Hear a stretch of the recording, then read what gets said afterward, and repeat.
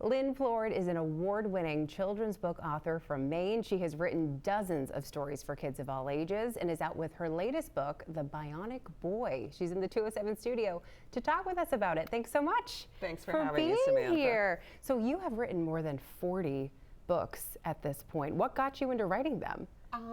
I think having stepsons that were 3 and 4 years old, and I would read books to them at bedtime, and they'd fall asleep after 2 or 3 books, and I would take the bag of books into the living room and read and said, maybe I could do this. But I had 13 years of rejections, so it was not a quick and easy journey. Yeah, for sure. And so in the past, you've worked as a speech language pathologist. How has that experience shaped your work? I think especially in terms of The Bionic Boy and the middle grade novel I had before, Maxie's Secrets, I worked with kids with special needs. And I'm like, wait, we need to let those kids shine in books. They're often not the heroes in books, and we need to let them do that.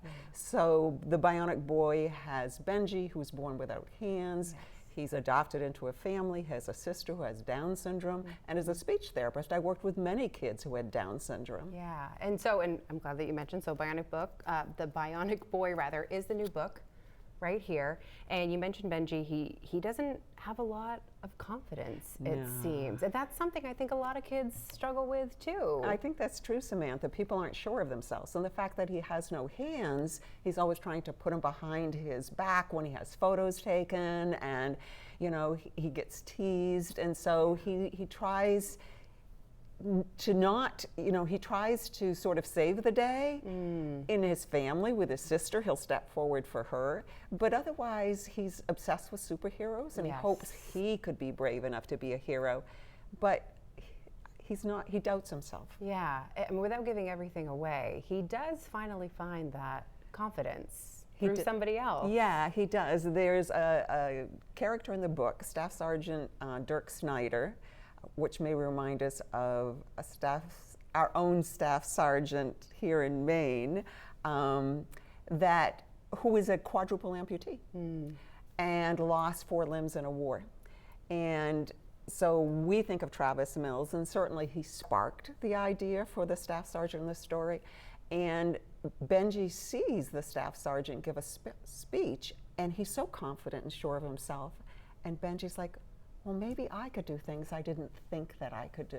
It's a good message. Was this a story that you had been thinking about writing, or did it just kind of come to you randomly? It was like for 10 years I've been thinking of it. I had seen a magazine where there was a boy without 4 limbs who was adopted into a family. And they had a lot of photos of the family, and I said, I'd like to have a character like that in a book. And so it sort of simmered for a number of years, and I wrote and went back and forth and did many revisions. And so finally, The Bionic Boy gets born.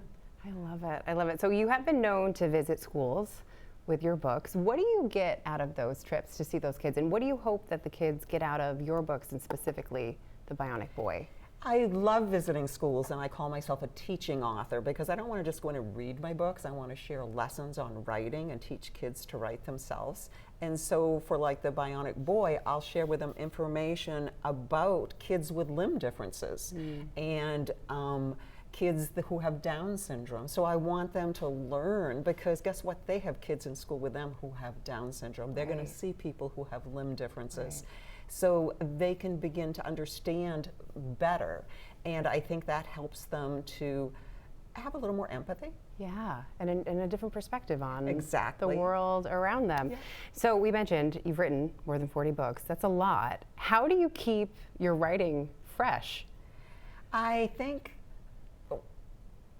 I'm creative. That's one of my natural talents. And so what happens for me, Samantha, is I have this many things to write. And it's like, so my problem is being focused in terms of what am I going to work on? Because you still have to put the work in. So how do I turn it into a good story?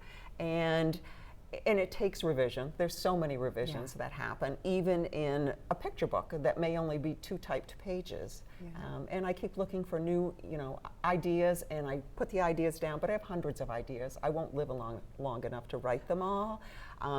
But I look for the stories that sort of touch my heart and hope that they'll touch somebody else's heart.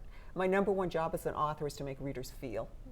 And if I can make them feel, maybe they laugh, maybe they cry, then I feel like I've done my job.